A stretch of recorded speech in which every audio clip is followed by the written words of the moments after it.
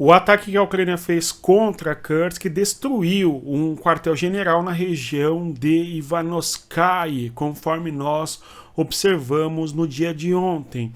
E os desdobramentos são, mais uma vez, a questão da chamada linha vermelha. Nós tivemos mais uma linha vermelha da Rússia sendo rompida pela Ucrânia, conforme nós podemos até observar nesta charge aqui, que de certa maneira está ironizando. Notem vocês. Hey, you can do that, ou seja, você não pode fazer isso, teria dito os russos em relação à incursão terrestre que os ucranianos fizeram em Kursk, na Rússia, enfim.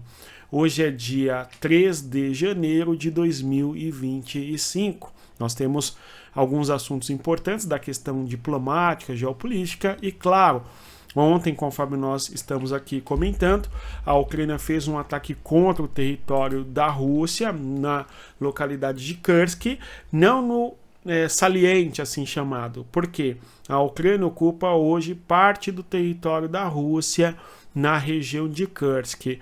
O ataque que a Ucrânia fez contra a Rússia foi ao norte do saliente assim conhecido, do saliente assim chamado, conforme nós podemos observar na cartografia, conforme nós podemos observar no mapa da região de Kursk. Vejamos, temos aqui o mundo no mapa, observando.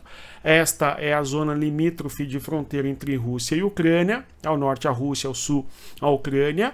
O ataque, vocês podem visualizar ali a distância de 50 quilômetros, quase, não é? Um pouco menos, mas é em torno disso, tudo bem? E a posição atingida fica a sudoeste de Ligov. Recentemente a Ucrânia fez um ataque a Ligov e fica a posição leste de Rilsk, tá? Toda esta localidade então está sob o alcance de ataques que a Ucrânia vai fazer contra posições do exército da Rússia nesta localidade. Agora, o objetivo da Ucrânia é justamente impedir a contraofensiva russa que tem sido feita nesta região aqui, onde estou indicando as setas, contra a presença militar da Ucrânia nesta localidade aqui em Kursk e tal. Perfeito? Notem só os danos em Ivanovsky, na região de Kursk, como resultado de explosões. Relatos conflitantes sobre a causa, seja ataque de míssil ou falha de bomba planadora. Pessoal, esta informação foi logo após o ataque da Ucrânia contra a Rússia, de que haveria ocorrido a explosão, tal, mas não estava claro ainda o que teria acontecido. Logo na sequência a gente tem a afirmação de que a sede da 80ª Brigada da Rússia foi atingida na região de Kursk durante ataque.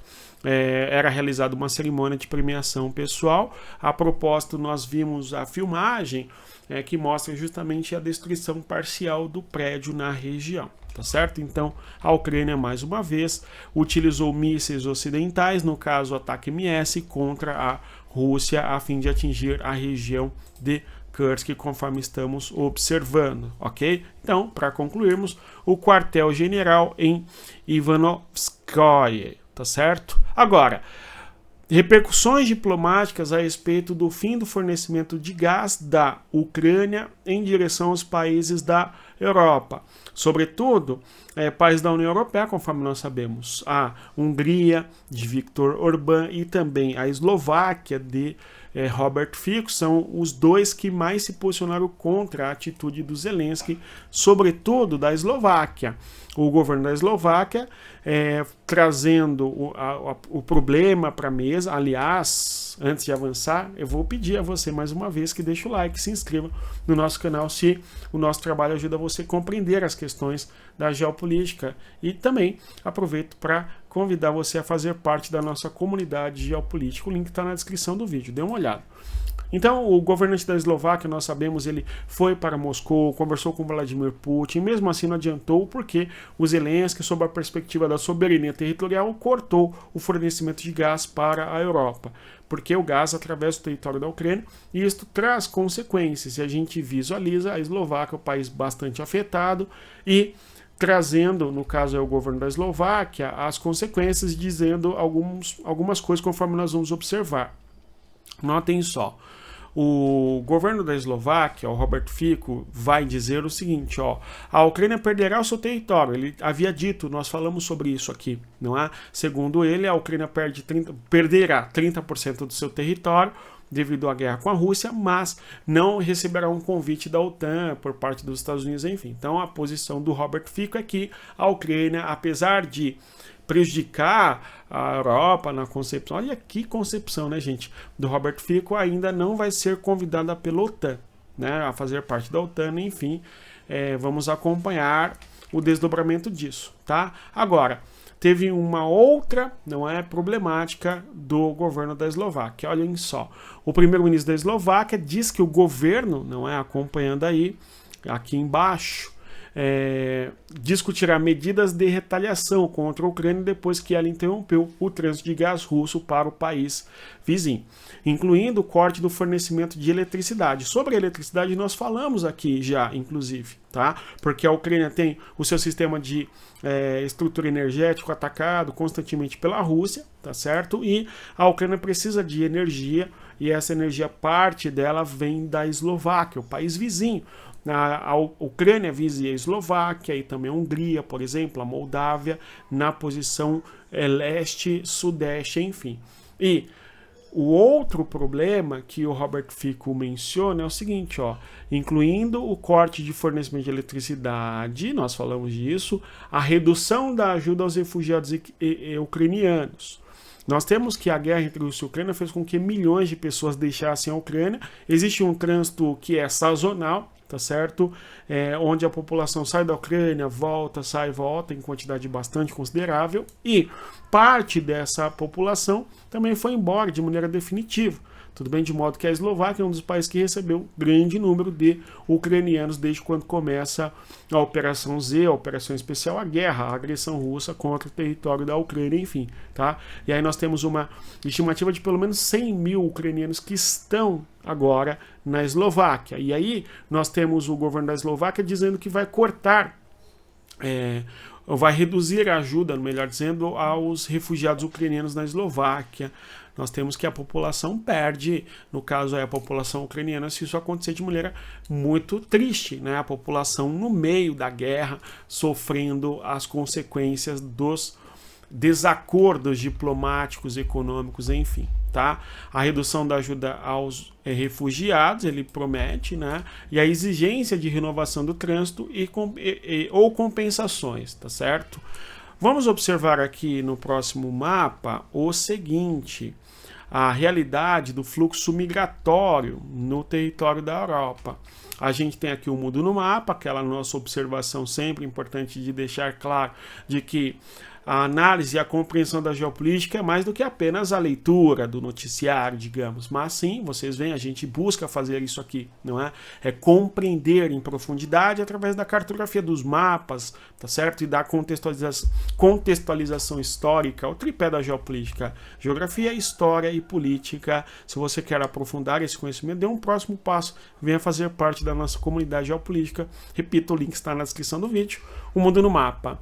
Então, a Acnur, a Alto Comissariado das Nações Unidas para os Refugiados, vai estimar que pelo menos 109 mil pessoas da Ucrânia estão na Eslováquia, conforme nós podemos observar aqui nesse momento. É um número que varia bastante de tempo em tempo, até porque parte da população acaba voltando para o território da Ucrânia. Isto porque a guerra basicamente se concentra nesta região aqui, ó, que estou destacando na cor vermelha, conforme nós sabemos, tá? E esta boa parte do território da Ucrânia, que eu vou destacar na cor roxa, não é necessariamente afetada pela guerra, porque não está no fronte de guerra. É claro, o país inteiro é afetado, evidentemente, a falta de infraestrutura, uma série de problemas, mas o fronte de guerra é o real problema, que afeta diretamente e diariamente a vida da população, embora a gente tenha que a vida permanece comum, digamos assim, dada todas as restrições, pelo amor de Deus, né, gente, da guerra. Mas você tem o dia a dia comum em Kiev, né, em Lviv, enfim, em outras regiões do território da Ucrânia que não estão no fronte de guerra. Então, num primeiro momento a população foi embora, depois parte dela volta para as regiões no território oeste da Ucrânia que não são o fronte de guerra e, consequentemente, a população consegue manter uma vida até que comum, digamos, razoável nos territórios onde a guerra não está ocorrendo. Tá bom? Então, este é um ponto importante que nós temos clareza, esse fluxo migratório que é sazonal. Ele vai e volta, até porque a população volta para tentar reconstruir sua vida e assim por diante. Mesmo assim, uma parcela importante da população ainda vive na Eslováquia e em outros países. O principal país que recebeu imigrantes, não é, refugiados, foi a Rússia, seguido da Polônia, e também a Eslováquia recebeu um número bem importante, aí o terceiro país que mais recebeu refugiados. Tá bom? E quando nós temos essa ameaça do governo da Polônia, aliás, da Eslováquia, de cortar o fornecimento, né, de ajuda humanitária, é algo bem triste, na minha opinião, enfim. Por fim, outros temas aqui a serem tratados. A crise energética na Moldávia. Então, não somente a Hungria, tá certo, sofre com a falta de energia que vinha da Rússia, mas também a Eslováquia, a Áustria, não é, o gasoduto do norte do Zdra, também a Moldávia, o gasoduto do sul, sofre com a falta energética. Tudo bem, a Moldávia tem impacto bem negativo em seu território. Sobretudo a região conhecida como região separatista da Transnistria. Vamos observar aqui no mapa a tal região da Transnistria, tá? Ou seja, aqui observando o mapa da Ucrânia, nós vemos a fronteira entre Ucrânia e Moldávia. Nesta região fronteiriça entre ambos, há um território que é pertencente à Moldávia, enfim, mas nós temos aqui a região da tal da Transnistria, República Separativa da Moldávia, que tem a população aí russa, população aí de origem russa, enfim. E a população nesta região da Transnistria é a que mais sofre com o fechamento dos gasodutos que atravessam desde a Rússia, pela Ucrânia até a Europa. E aí nós temos como consequência, vejam só, na Transnistria, todas as empresas industriais estão ociosas, com exceção daquelas envolvidas na produção de comida, produção de alimento, aí, segundo disse o Sergei Obonolik, que é o primeiro-ministro da região, enfim. Além disso, continua o comunicado que é o seguinte: é muito cedo para julgar como a situação se desenvolverá.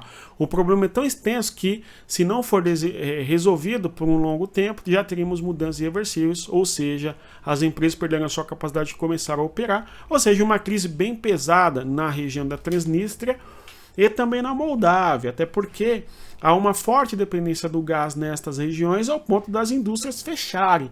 E somente a pouca reserva que existe de carvão na região sendo destinada a manter a indústria funcionando, mas no caso a indústria de alimento, que tem poucos dias ainda para permanecer em uso, enfim. Então, uma crise muito pesada na Transnistria, um problema energético bem significativo também na região da Moldávia. A Moldávia que precisará, portanto, ampliar a busca por energia, sobretudo na Romênia, que é o país vizinho fronteiriço naquela região. Vamos acompanhar os desdobramentos ainda deste assunto. Por fim, nós temos a questão dos soldados na Ucrânia. Há uma exigência, o Biden exigiu da Ucrânia que houvesse soldados na Ucrânia com 18 anos acima. Então, a idade mínima para fazer parte ali do fronte de guerra na Ucrânia, salvo engano, é 25 anos. Já foi reduzido, não é? Era 28, 31, 27, 25 agora. E há uma pressão para que, aliás, a idade mínima, se eu estiver enganado, escreva aqui no nosso canal para que nós consertemos a informação. Tudo bem? Mas é além dos 18 anos. Tudo bem? Salvo engano, são 25 anos. Então, há uma pressão do governo americano para que na Ucrânia os soldados lutem acima dos 18 anos no fronte de guerra. A questão da juventude, a inexperiência, uma série de coisas contam para que aos 18 anos o soldado não seja mandado para o fronte de guerra, tá certo? Uma série de questões. O jovem, quando o jovem acha que domina o mundo, mas não, né? Quando você que tem 18 anos, caso seja chegar aos 30, você vai perceber que aos 18 anos você era realmente muito despreparado em vários aspectos, enfim, tudo bem? Embora maturidade não tenha a ver necessariamente com a idade, mas é disso que eu estou falando, de maturidade, não é? De personalidade, enfim, de capacidade de entender as coisas, não é isso que eu estou falando, não é? Mas sim, aos 30 anos é diferente o modo de lidar e de saber agir quando se tem 18 anos, enfim, tá certo? Mas de qualquer maneira, não se quer mandar tão jovens para o fronte de guerra para preservar a juventude, embora uma pressão ocidental, novamente esse assunto voltou à tona, não é por parte dos países ocidentais, sobretudo dos Estados Unidos. O governo ucraniano, Zelensky, é contra, não quer diminuir ainda mais a idade mínima para o fronte de guerra, enfim. No discurso do Zelensky, inclusive, ele vai mencionar a questão do Donald Trump, a importância, eventualmente, do governo eventual Trump. O Trump será decisivo, segundo o governo não é ucraniano, e seria o Trump pode ser decisivo, segundo Zelensky, e segundo Zelensky, isto é o que é muito importante. E o Zelensky vai chamar a atenção para as qualidades do Trump, porque o Trump, pela sua imprevisibilidade, pode tirar, entre aspas, isso, né, da cartola, digamos assim, alguma solução para a guerra. Vamos acompanhar como será após o Trump e o dia seguinte, o day after, e como que o Trump vai lidar com a situação, se é que o Trump conseguirá realmente trazer a paz conforme nós esperamos, tá bom? Por fim, nós temos o Zelensky falando a respeito da sua, como nós vamos dizer, né, gente, da sua busca de relação com a Síria. A gente viu recentemente o governo da Ucrânia agindo para a queda do Bashar al-Assad, o fornecimento de know-how com o uso de drones, né? O governo ucraniano fornecendo grãos para a Síria, trigo sobretudo, né? E também o governo da Ucrânia se aproximando da Síria, de modo que até o Kuleba, que é o ministro das Relações Exteriores da Ucrânia, viajou para a Síria, evidenciando aí a necessidade de uma parceria estratégica, enfim. No mais é isso, vamos continuar acompanhando. Se você chegou até aqui, eu agradeço a presença. Reitero a você que deixa o like, se inscreva no canal, divulgue o nosso conteúdo às pessoas que gostam de geopolítica.